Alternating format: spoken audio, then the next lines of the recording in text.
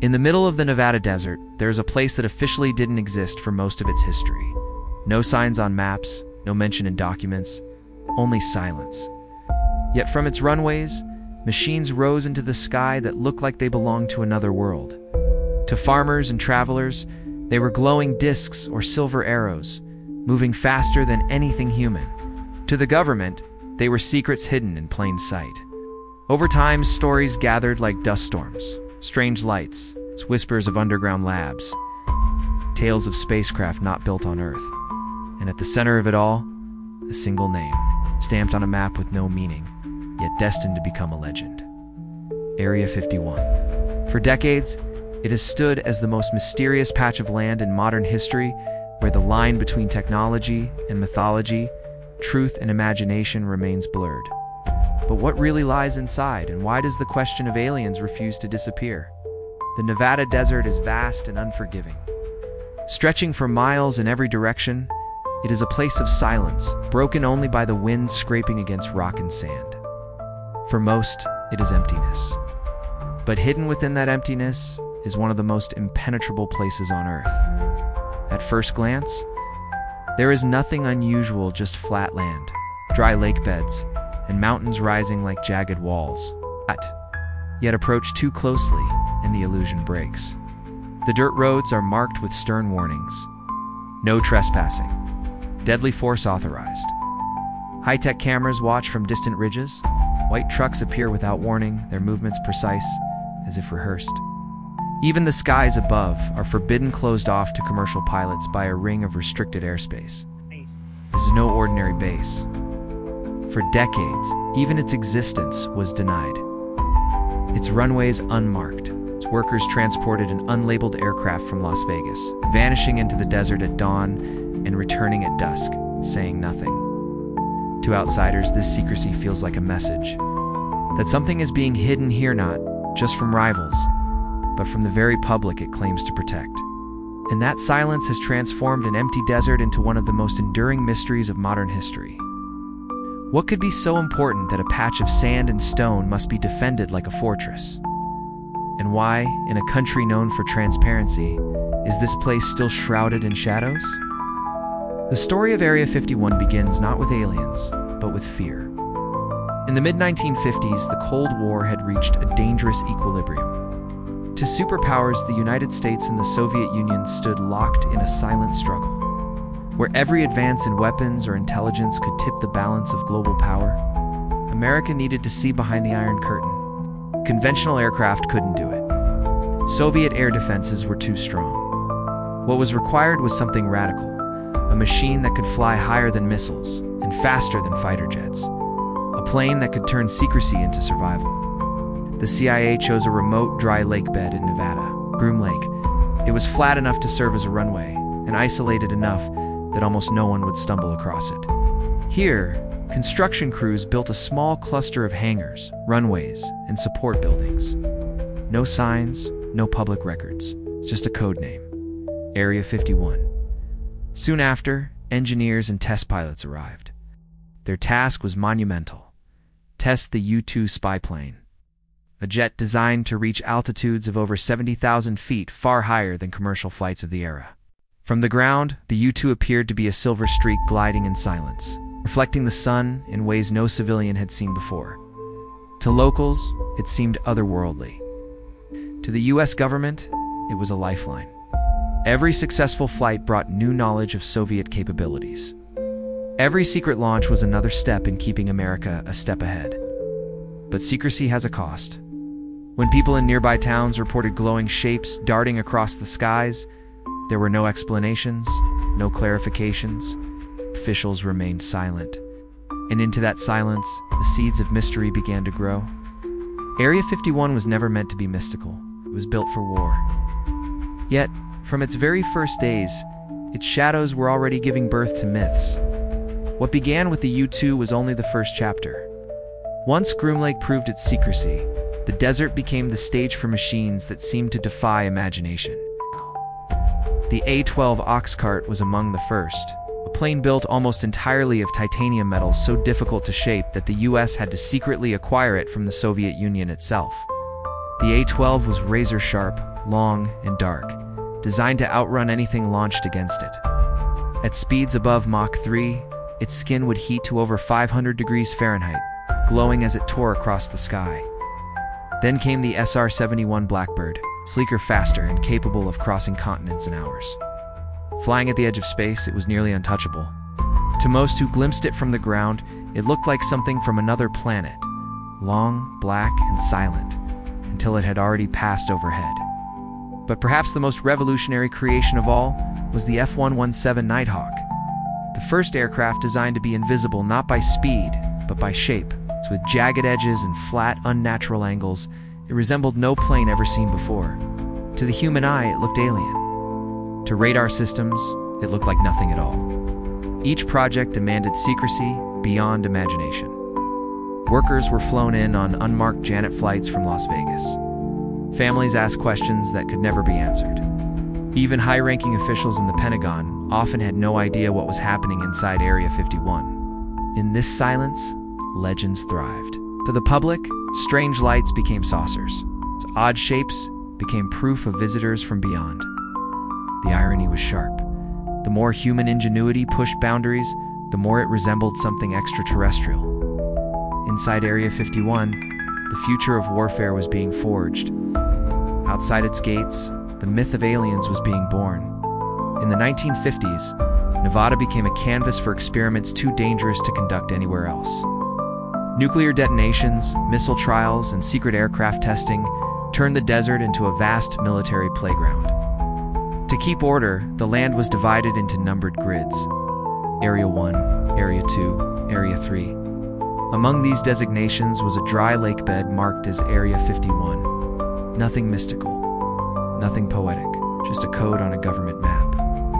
Yet as decades passed, the name refused to fade. It appeared in scattered documents and whispered conversations and the rare testimony of workers who spoke after retirement. Slowly, Area 51 escaped the world of cartography and entered the public imagination. The irony is that the name endured precisely because it was never meant to. Its plainness made it suspicious. Its absence from official acknowledgement made it louder. In time, Area 51 became less of a location and more of an idea, a symbol of hidden truths, unspoken projects, and secrets that the public could only guess at. For most, it wasn't a desert grid anymore. It was a vault. And if there was a vault, then surely something extraordinary was being locked away inside. What began as a line on a map had become a cultural lightning rod. And it would take only one man's extraordinary claim to ignite that spark into a global fire in 1989. A television broadcast in Las Vegas changed the way the world saw Area 51. A man, hidden behind a shadowed screen, claimed he had worked at a facility near Groom Lake. His name was Bob Lazar. What he described was not experimental aircraft, but spacecraft machines of non-human origin. According to Lazar, his job was to help reverse engineer alien technology. He spoke of saucer-shaped craft, propulsion systems powered by an element unknown to science, and a level of engineering that seemed centuries ahead. His tone was calm, almost casual, as if he were describing routine tasks at an office job. The impact was immediate. For decades, the public had only suspected that something unusual was happening in the Nevada desert. Now here was a man who claimed to have seen it with his own eyes. But with attention came scrutiny. Investigations into Lazar's background revealed inconsistencies. Schools he claimed to have attended had no records of him. Jobs he described couldn't be verified. To skeptics, he was a fraud spinning stories to capture fame. Yet the paradox is this: even as doubts about his past grew, his words could not be erased. The imagery was too vivid, possibility too intoxicating. For believers, Lazar had confirmed what they had long suspected, that Area 51 was more than a test site. It was a warehouse of secrets, not of this earth. The US government made no official response. No confirmation, no denial, only silence. And in that silence, Lazar's claims spread. From late-night radio shows to newspaper columns, from UFO conventions to living rooms, the legend of Area 51 expanded far beyond Nevada. For the first time, the world was not just curious about what was flying above Groom Lake, it was wondering what might be buried beneath it. For most of its history, Area 51 didn't officially exist. It was absent from maps, missing from federal records, and ignored in public statements. Even presidents avoided mentioning it. For workers, silence was law. For outsiders, it was a void. That void gave birth to something powerful. The less the government said, the more people filled in the blanks.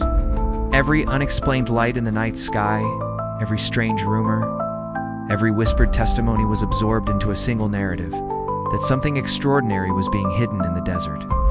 When Robert Lazar's claims exploded across media in 1989, the government offered nothing in return.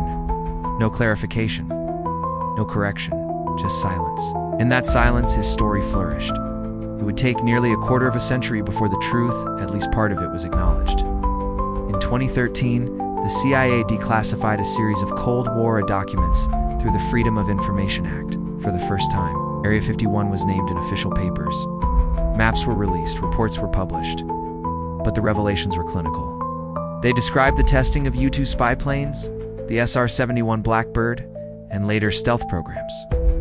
They explained how classified flights had sparked waves of UFO sightings in the 1950s and 60s. Conspicuously absent, however, was any mention of alien technology, spacecraft, or otherworldly projects.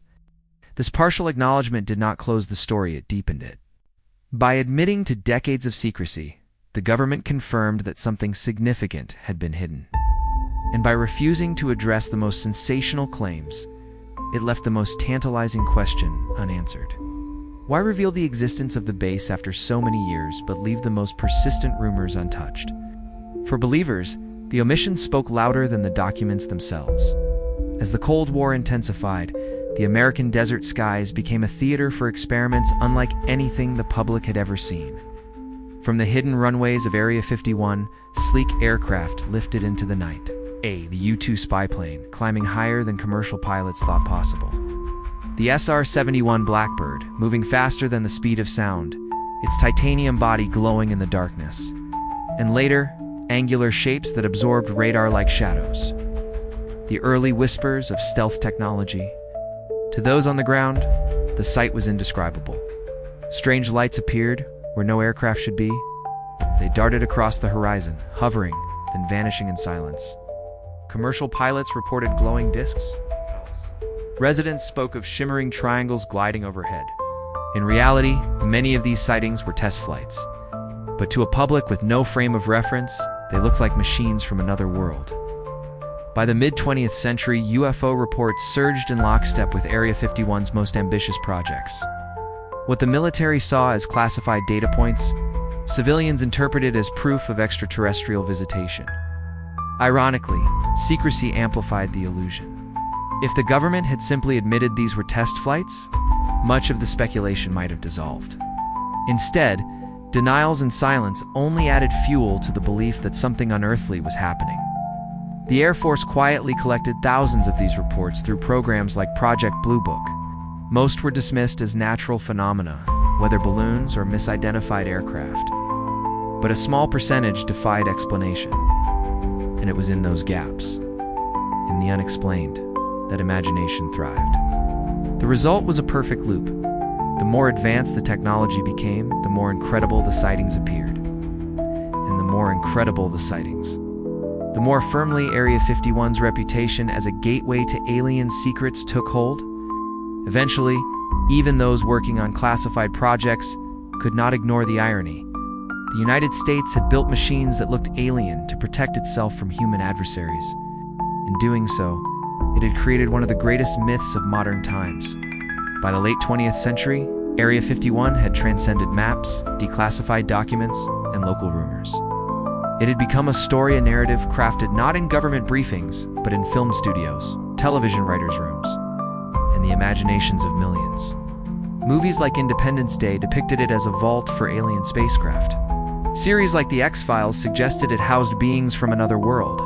Even video games, novels, and comic books reinforced the same motif.